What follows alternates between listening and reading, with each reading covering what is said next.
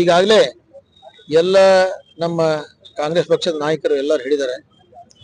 ಆದ್ರೆ ನಾನು ಹೇಳುದು ಇಷ್ಟೇ, ಏನಂದ್ರೆ ಈ ಒಂದು ಹುಬ್ಬಳ್ಳಿ ಧಾರವಾಡದಲ್ಲಿ ಇಂಥ ಒಬ್ಬ ಧೈರ್ಯಶಾಲಿ ಅಂದ್ರೆ ಇದ್ದ ಮಾತಿದ್ದಂತೆ ಮಾತಾಡುವಂತ ವ್ಯಕ್ತಿ ಯಾರಾದಿದ್ರೆ ಸಂತೋಷ್ ಲಾಡ್ ಸಾಹೇಬರು.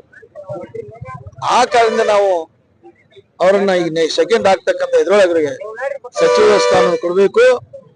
ಅಲ್ಲದೆ ಮತ್ತೆ ನಮ್ ಹಿರಿಯರು ಹೇಳ್ದಂಗೆ ಸಲೀಂ ಅಹಮದ್ ಮುಸದ್ದಿ ರಾಜಕಾರಣಿ ಅವರಿಗೂ ಕೂಡ ಜೊತೆಗೆ ಅವರಿಗೂ ಕೂಡ ಒಂದು ಸಚಿವ ಸ್ಥಾನವನ್ನು ಕೊಡ್ಬೇಕಂತ ಹೇಳಿ ನಾನು ತಮ್ಮ ಮುಖಾಂತರ ಎಲ್ಲ ಹಿರಿಯರಿಗೂ ನಮ್ಮ ನಾಯಕರುಗಳಿಗೆ ಮನವಿ ಮಾಡಿ ವಿನಂತಿ ಪೂರ್ವಕವಾಗಿ ಬೇಡಿಕೊಳ್ತೇನೆ.